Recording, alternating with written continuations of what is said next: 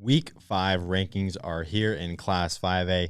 The final week of non-district games before we get going into the district are wrapped up, and our Class 5A ranker has his new top 16 ready to share with you guys. I'm going to hop right into it and get into his rankings. As you can see, Class 5A Week 5, we'll start with 16 through 11. At number 16, Iowa City West. They've been in our rankings before. Dropped out, but now they're back in after they lost to Iowa City High 23-8. Just really looking for some teams to compete towards the back end of this Class 5A list, and right now it's Iowa City West. And right above them, Iowa City High also making their reappearance into our top 16. They beat West 23-8, brought home the battle for the boot. They moved to 2-2. They're back to 500 and are back in our top 16.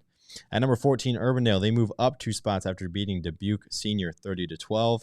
At number 13, we've got Linn-Mar. They moved down 2 spots after almost pulling off an upset over Bettendorf. They lost 21-14 though, again, so they'll hold down the number 13 spot. At number 12, Johnson, they suffer a loss and move to 1-3. They lost to Ankeny 16-10, and right above them is Ankeny. They beat Johnson 16-10 and hold down that number 11 spot. Let's get into the top 10, though, where we've got a few new teams as I pull this up. At number 10, Hawkeyes, a big win against the struggling Valley squad. Hawkeyes moves to 3-1. They've only beat Valley a handful of times since joining the biggest football class in 2006, and this was a big one. They have a pretty favorable schedule approaching and could end the season 7-2 and host a round 1 playoff game.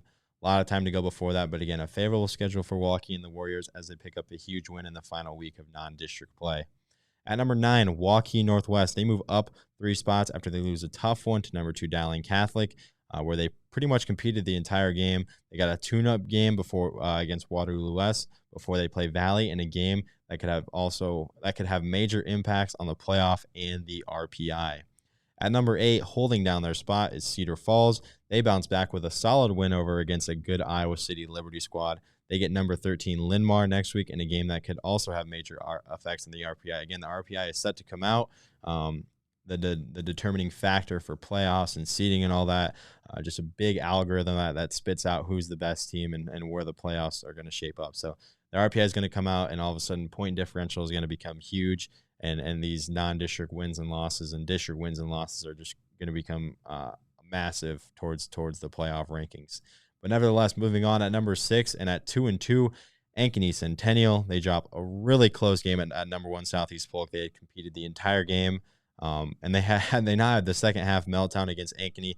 This team would easily be 3-1 and be considered a contender at this point. But again, the Ankeny loss is really kind of dragging them down. But nevertheless, after the week 1 loss, they found a way to battle back and move to 2-2 and slide up to number 6. They get a tune-up game against Des Moines East before a big one against Dowling. So that was our 10 through 6. Moving into the top 5, where you're not going to see much movement. Number 5, Kennedy. Kennedy dominates rival CR Wash. Vincenzo Gianforte leads the way with 1,181 yards passing and 13 touchdowns. They get Iowa City High in a big game where Iowa City High is going to get a shot to move back into the top 10 and really prove themselves as a contender after dropping 2 games pretty early. At number 4, Pleasant Valley, 3-1. They win their 3rd in a row against a good Prairie squad.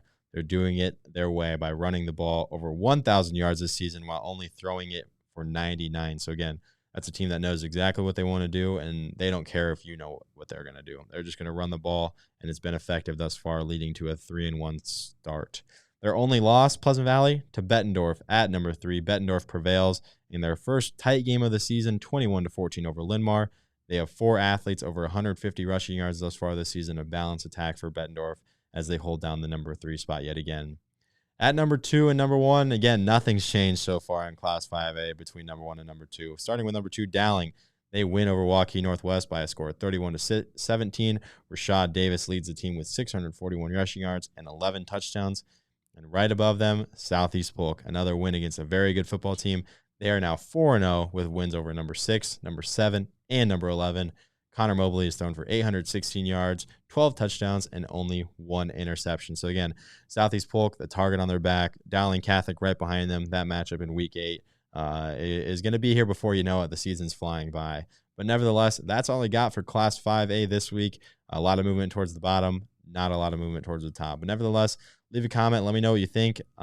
We got a ton of big matchups this week, as we do every week in Class 5A. But that's all I've got. Be sure to check out the rest of our videos and subscribe to IU Sports on YouTube if you're not already.